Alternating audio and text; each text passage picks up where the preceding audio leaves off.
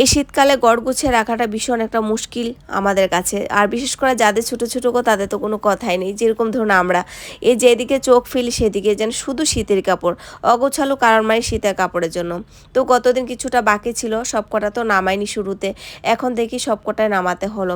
এখন তো আর সেরকম রৌদ্রটা থাকবে না, ওই ধরুন 1 থেকে 1.5 মাস একদমই রৌদ্র থাকবে না, আসলেও হালকা ফুলকা সেরকম কাপড়ও ভালো করে শুকাবে না, এরকম একটা ব্যাপার। তো সেজন্য অ্যাভেলেবেল রাখতে হয়। আর সেক্ষেত্রে দেখতে গেলে কাজটা তো একটু বেড়েই যায়। তো বাচ্চারা যখন স্কুলে চলে যায়, রাজার বাবা অফিসে যায়, তারপর কিন্তু ঘরটা যত পরিপাটি করে গুছিয়ে নিই, তারপর তো এলোমেলো হয়ে যায় দিনের শেষেতে, সে আর বোঝা যায় না যে সকালবেলা আমি ভালো করে গুছিয়েছি। তবে ঠান্ডা মাথায় কিন্তু সকালবেলায় কাজটা করতে পারি, তারপর আর হয় না। আর এদিকে এখন কিন্তু 2 সেট করে আমাদের মোজা পরতে হবে একই সঙ্গে। আর আমার তো ভীষণ ঠান্ডা, আমি ঠান্ডা একদম সহ্য করতে পারি না। আর আমার একদম সত্যি কথা বলতে গেলে ভালোই লাগে না, কিন্তু গরমটা আমার হয়ে যায়, গরমে আমার কোনো প্রবলেম হয়ে যায়, মানে কোনো প্রবলেম হয় না। শীতকালটা আমার ভীষণ ভয় করে। আর এদিকে সেজন্য সকাল সকাল আগে শীতের পোশাকগুলো আগে ত্যাগ করে নিই, তা না হলে কোনটা হালকা ফুলকা রোদ্রে দেবো, তারপর কোনটা ধুয়ে দেবো, সেটা তো আর দিনের শেষে হয় না। আর দেখো আরেকটা জিনিস তোমাদের সঙ্গে শেয়ার করছি, এই ব্যাগটা না কিছুদিন আগে আমাদের অফিস থেকে ইস্যু হয়েছে, মানে রাজার বাবা পেয়েছে। আর এই জিনিসগুলো যখন আমরা পাই না, আর সেই জিনিসগুলো যখন নিজের হাতে গুছাই, তখন সেই মানে জীবনে যে একটা ক্লান্তি, সেই ক্লান্তিটা আর ক্লান্তি মনে হয় না।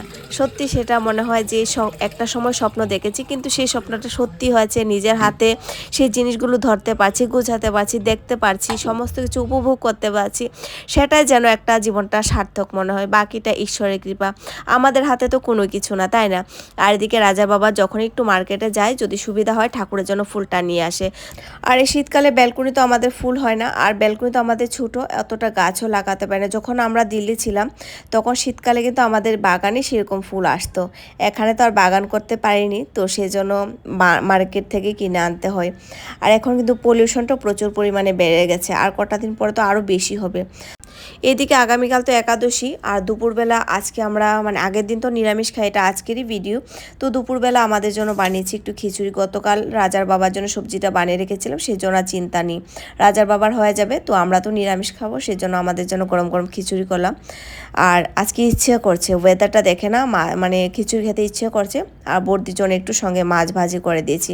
আমরা কিন্তু খাই না খিচুড়ির সঙ্গে মাছ, মাংস, ডিমের অমলেট, আমাদের কিন্তু সেটা ত্রিপুরাতে চলে না। কিন্তু দিদির জন্য বানিয়ে রেখেছি, মানে বর্দির জন্য এটা ফ্রাই করে রাখলাম, সেই জন্য এটাকে আলাদা প্লেটেই দিলাম।